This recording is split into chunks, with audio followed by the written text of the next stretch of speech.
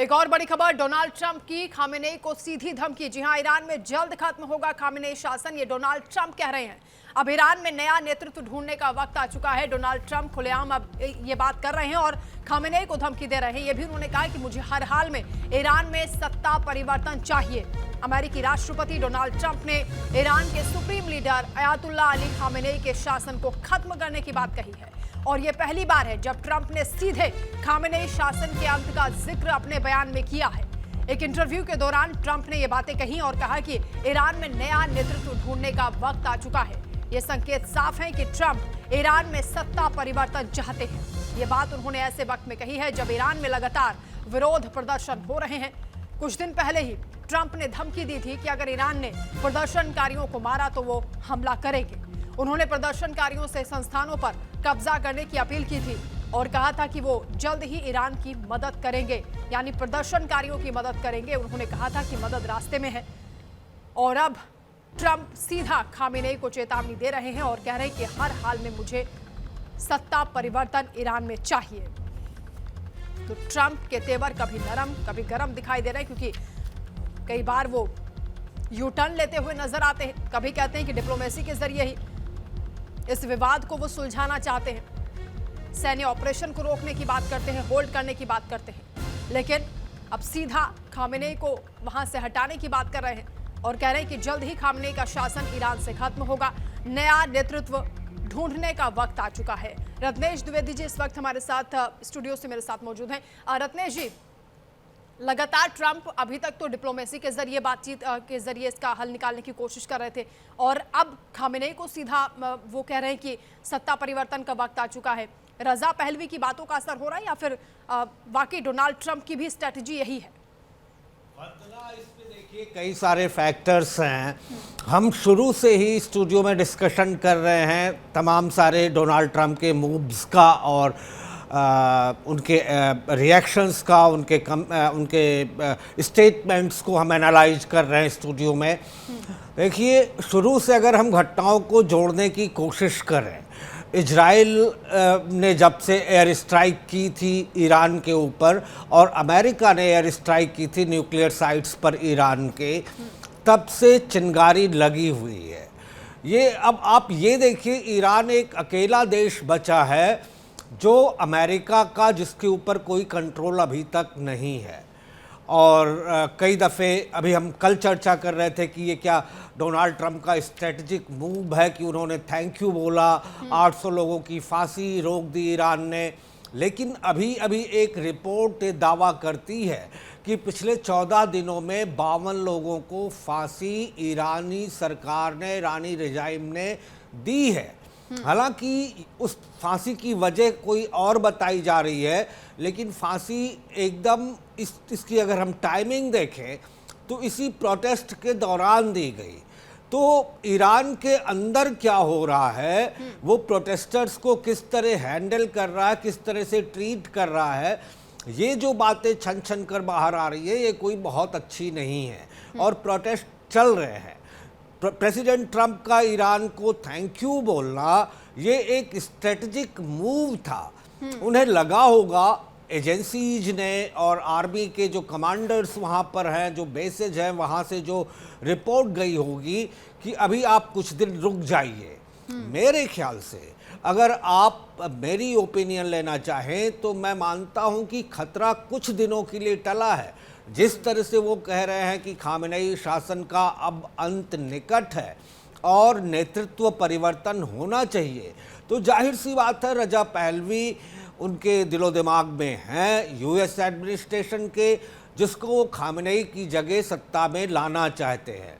और इस दिशा में पूरा ब्लूप्रिंट प्लान प्रेसिडेंट ट्रंप के पास है कि खामेनेई को किस तरह पदच्युत करना है और किस तरह रजा पहलवी को वहाँ पर शासन में वापस लाना। की बातों से एक चीज तो क्लियर हो गई है कि वो सैन्य ऑपरेशन जल्द नहीं करने वाले हैं, कार्रवाई नहीं करेंगे, लेकिन जो विद्रोह की आग धधक रही है, जो चिंगारी सुलग रही है इस वक्त ईरान में, वो ये भी नहीं चाहते हैं कि वो थम जाए, यानी प्रदर्शनकारी शांत ना हो जाए, क्योंकि वो यहाँ चाहते हैं कि रिजीम चेंज होना है और अब तो खुलकर वो कह रहे हैं कि खामेनेई को हटाना है।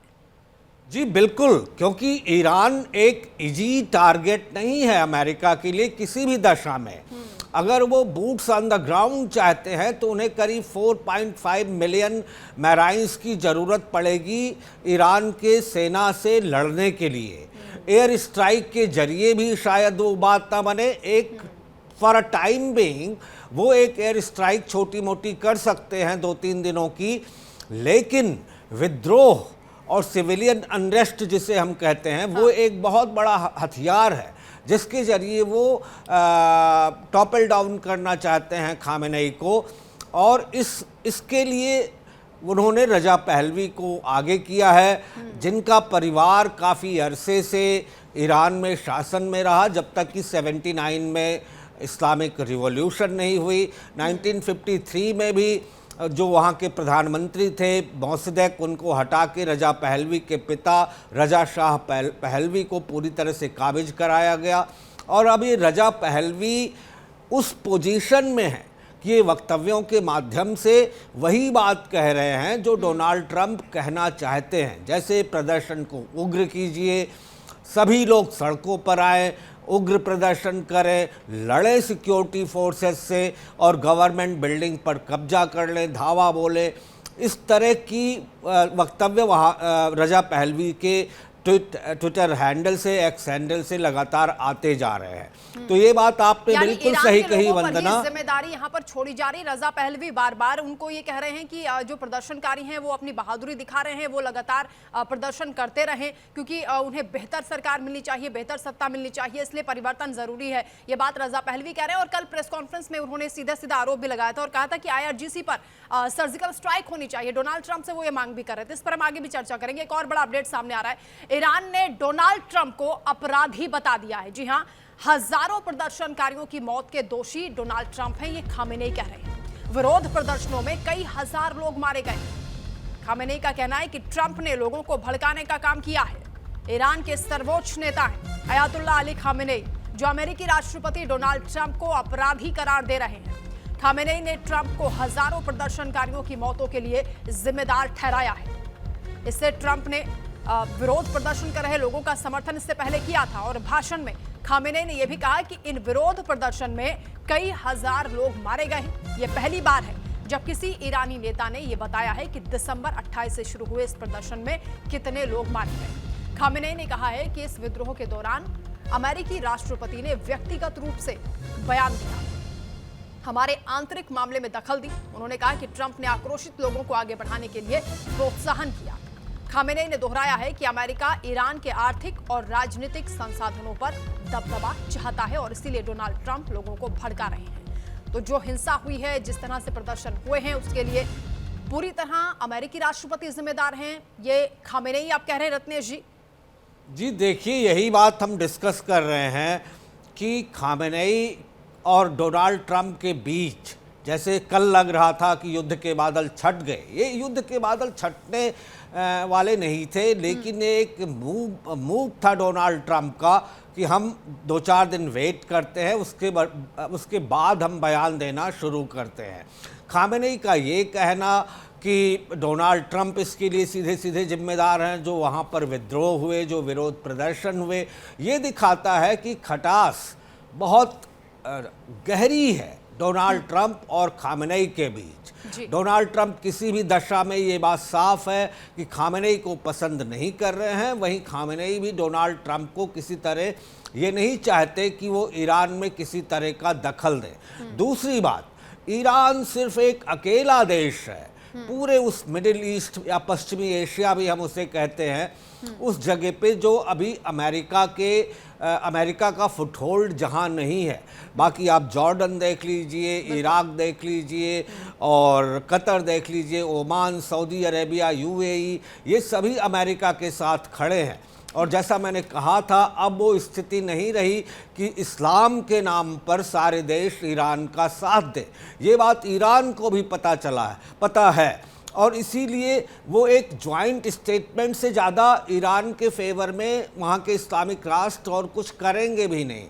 इसलिए जो लड़ाई लड़नी है, खामेनेई को अकेले लड़नी है। और इस मामले में अमेरिका के सामने जब रजा पहलवी को लेकर सामने आता है तो खामेनेई कई फैक्टर्स हैं जो उनके फेवर में नहीं हैं, जैसे वहाँ पर आंतरिक कलह है, आर्थिक दुर्दशा है, तमाम सारी चीज़ें खामेनेई के विरोध में जा रही। एक फैक्टर ये भी है जो पिछले 45 साल से शासन में है और वहाँ के लोग अब शायद उबना शुरू कर दिया है, शुरू हो गया है उनके अंदर खामेनेई के विरुद्ध एक चिंगारी है। लेकिन खामेनेई हमेशा डोनाल्ड ट्रंप को एक विलन मानेंगे, चाहे वहाँ वो बने रहें या ना बने रहें। वो डोनाल्ड ट्रंप को किसी भी दशा में ये नहीं चाहेंगे कि वो ईरान में किसी भी तरह से डेमोक्रेटिकली, डिप्लोमेटिकली, मिलिट्रली वो वहाँ पर एंटर करने में कामयाब हो, या यहाँ तक कि रजा पहलवी को वो प्रधानमंत्री या राष्ट्रपति बनने देखना नहीं चाहते। ये खामेनेई की मंशा है, वो डोनाल्ड ट्रंप को हमेशा विलन ही मानेंगे। बिल्कुल ठीक कहा आपने। जिस तरह के अभी हालात बने हुए हैं उसके जरिए ये देखा जा सकता है कि अभी ईरान और अमेरिका के बीच, यानी डोनाल्ड ट्रंप और खामेनेई के बीच आर पार की जो स्थिति बनी हुई है, दोनों झुकने को तैयार नहीं है। कई बार ऐसा लगता है कि डोनाल्ड ट्रंप कदम पीछे खींच रहे हैं, लेकिन अगले ही पल वो कुछ ऐसा बोल देते हैं जिससे लगता है कि अभी तो ये शुरुआत है, ये ट्रेलर मात्र है। तो देखना होगा आगे उनके क्या कदम होंगे। एक और बड़ी जानकारी सामने आ रही है। दरअसल यूएस ने ग्रीनलैंड पर भी कब्जे को लेकर ये बड़ा अपडेट सामने आ रहा है कि कब्जे का विरोध जो देश कर रहे हैं उन पर टैरिफ लगा दिया है। ट्रंप ने 8 यूरोपीय देशों पर 10% टैरिफ थोप दिया है। ग्रीनलैंड पर कब्जे का विरोध कर रहे थे ये यूरोपीय देश, जिन पर 10% टैरिफ लगा दिया गया है, और अगर नहीं मानते हैं तो जून से 25% टैरिफ लगेगा, ये डोनाल्ड ट्रंप ने खुलेआम कह दिया है। 1 फरवरी से इन देशों पर नया टैरिफ लागू होगा। अमेरिकी राष्ट्रपति डोनाल्ड ट्रंप जो अब तक केवल धमका रहे थे, अब यूरोप के 8 देशों पर उन्होंने 10% टैरिफ लगाने का ऐलान कर दिया है। ये देश ग्रीनलैंड पर अमेरिका के कब्जे की धमकी का विरोध कर रहे थे। ट्रंप ने शनिवार को सोशल मीडिया पोस्ट में भी इस बात का जिक्र किया है और कहा है कि Denmark, Norway, Sweden, France, Germany, United kingdom, Netherlands और फिनलैंड टैरिफ के दायरे में आएंगे। इन पर 1 फरवरी से यह टैरिफ लागू होगा, यानी 10% का टैरिफ, और चेतावनी भी दी है कि अगर ग्रीनलैंड को लेकर अमेरिका के साथ कोई समझौता नहीं होता है तो 1 जून से इस टैरिफ को बढ़ाकर 25% कर दिया जाएगा। रत्नेश जी, अब तो ग्रीनलैंड पर पूरी तरीके से फोकस है डोनाल्ड ट्रंप का, और जैसी कि धमकी वो लगातार दे रहे थे, अब उन्होंने बता दिया कि वो कदम पीछे नहीं हटाएंगे। ग्रीनलैंड पर कब्जा होगा, जो देश विरोध करेंगे टैरिफ के जरिए उसका समाधान निकालेंगे। देखिए, डोनाल्ड ट्रंप ग्रीनलैंड पर क्यों काबिज होना चाहते हैं, सबसे बड़ी बात है खनिज संसाधनों का वहाँ से दोहन करना, ये उनके दिमाग में है। और दूसरी बात ये कि युद्ध के जरिए वो ग्रीनलैंड पर कभी हावी नहीं होना चाहेंगे, कभी कब्जा नहीं जमाना चाहेंगे। इसलिए वो देश जो ग्रीनलैंड के साथ खड़े हैं हमेशा, और उसके पीछे बहुत बड़ी वजह है उनका ओरिजिन। वो सभी मूल रूप से एक नॉर्डिक जिसे नस्ल मानी जाती है उससे आते हैं, जो Scandinavian countries Norway, Sweden, Finland, Iceland और डेनमार्क से माइग्रेट होके दूसरे देशों की तलाश में यूरोप के देशों में गई, नॉर्थ अमेरिका आई, कनाडा गई, और ग्रीनलैंड को उन्होंने दूसरा घर बनाया। इसी वजह से जैसे ही डोनाल्ड ट्रंप ग्रीनलैंड के खिलाफ कुछ बोलना शुरू करते हैं, ये 7-8 देश अचानक एक साथ आ जाते हैं, और ये सभी नेटो का हिस्सा है। तो ये बात भी डोनाल्ड ट्रंप को देखनी पड़ेगी कि इसके अलावा कि वो टैरिफ थोपते हैं इन देशों पर, वो नेटो में एक क्रैक्स पड़ने शुरू हो जाएंगे, क्योंकि Norway, Sweden, Finland, Denmark, Iceland ये सभी नेटो का हिस्सा है। और देखिए, एक बात बड़ी तथ्यात्मक यहाँ पर ये है कि हर जगह आप टकराव की स्थिति में नहीं आ सकते। ये मेरे ख्याल से ग्रीनलैंड पे कब्जा करने वाली बात, ये डोनाल्ड ट्रंप की किसी को भी पसंद नहीं आ रही है। जहां वहां के डेमोक्रेटिक और रिपब्लिकन प्रेसिडेंट शुरू से, जिससे उनका आर्थिक नुकसान, स्ट्रेटेजिक नुकसान, मिलिट्री नुकसान होता रहा है, उन देशों में ऑपरेशन करें तो ये बात सबको समझ में आती। मिडिल ईस्ट में आज से 40 साल पहले से ही ऑपरेशन चल रहा है, CIA और यूएस मिलिट्री का। लाटाम कंट्रीज से उनके रिलेशन कभी नहीं अच्छे रहे क्योंकि वो साम्यवादी देश हैं, सिर्फ ईरान बचा हुआ है मिडिल ईस्ट में। लेकिन ग्रीनलैंड वाली बात बिल्कुल नई है और यहाँ आधे से ज़्यादा यूरोप, स्कैंडिनेवियन कंट्रीज, ये सभी ग्रीनलैंड के फेवर में खड़े हो जाएंगे अगर डोनाल्ड ट्रंप वहाँ पर किसी भी तरह का कब्जा करने की कोशिश करते हैं। और ये हो सकता है ये डोनाल्ड ट्रंप के लिए सेल्फ गोल भी हो। दूसरी बात, ये जो टैरिफ वाली बात है, इससे यूरोप और अमेरिका का ही नुकसान होगा। और जो डोनाल्ड ट्रंप का डर है कि अगर वो ग्रीनलैंड पर कब्जा नहीं कर पाए तो रशिया और चाइना कर लेंगे, तो अगर डोनाल्ड ट्रंप टैरिफ लगाएंगे यूरोपियन देशों पर, इन 8 देशों पर, तो उससे भी तो रूस और चाइना का ही फायदा होगा, यूरोप और अमेरिका नुकसान बात मुझे लगता है कि इस पर गौर करना चाहिए। जो डोनाल्ड ट्रंप ने लिखा है वो कह रहे हैं कि हमने कई वर्षों तक डेनमार्क और यूरोपीय यूनियन के सभी देशों के साथ कुछ और देशों को भी सब्सिडी दी है, हमने उनसे टैरिफ या किसी भी तरह का कोई टैक्स नहीं लिया है। और ये वक्त आ चुका है लंबे समय के बाद कि वो हमें कुछ लौटाएं। डेनमार्क को वो कह रहे हैं कि हमें कुछ लौटाइए क्योंकि विश्व शांति दांव पर है। धमकी भी दे रहे हैं और प्रस्ताव भी दे रहे हैं कि हम डील कर सकते हैं। यही तो वो चाहते हैं। उनके उनका परसेप्शन है वो ये नहीं है कि युद्ध के जरिए हम ग्रीनलैंड पर कब्जा करें, बल्कि वहाँ के आर्थिक संसाधनों का वो एक्सट्रैक्शन करना चाहते हैं और वो करते भी रहे हैं। और ग्रीनलैंड ये जानता है कि अमेरिकन बेसेज वहाँ पर पहले से हैं, अमेरिका से रिलेशन अच्छा रखने में ग्रीनलैंड का भी फायदा है। लेकिन ये बात कि पूरा का पूरा ग्रीनलैंड वो वहां पर अपनी लेकिन आर्मी, जब ग्रीनलैंड को खरीदने की बात डोनाल्ड ट्रंप करते हैं और ग्रीनलैंड कहता है कि भाई हमारे लिए अपमान की बात है, आप इस तरह की बातें कर रहे हैं, तो कैसी डील होगी? कैसे जो प्रस्ताव दे रहे हैं वो तो ग्रीनलैंड कैसे उसको एक्सेप्ट करेगा? ये कभी नहीं एक्सेप्ट करेगा। उनके प्रधानमंत्री कह चुके हैं कि इस तरह का कोई भी बयान हास्यास्पद है कि खरीद लें या आप आर्मी भेज दें या कुछ भी करें। और इसी वजह से ये 8 देश जिनसे डोनाल्ड ट्रंप को डर है कि ये उनके खिलाफ खड़े हो जाएंगे अगर वो ग्रीनलैंड की बात करेंगे, उन पर टैरिफ लगाने की धमकी दे रहे हैं। लेकिन इसका कोई असर, ये देश रिएक्ट करेंगे उस पर भी हमारी नजर है। आगे इस पर हम चर्चा करेंगे।